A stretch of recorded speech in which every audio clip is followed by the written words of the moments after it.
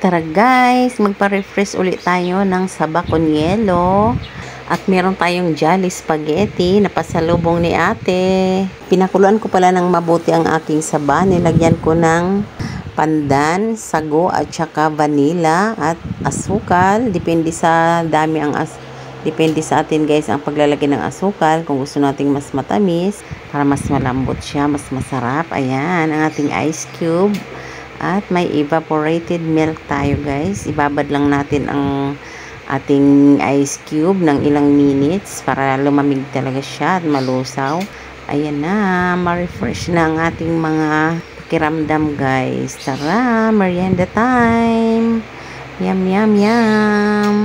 Kain po tayo at meron tayong spaghetti. Thank you ate sa pasalubong. Thanks for watching. Bye-bye!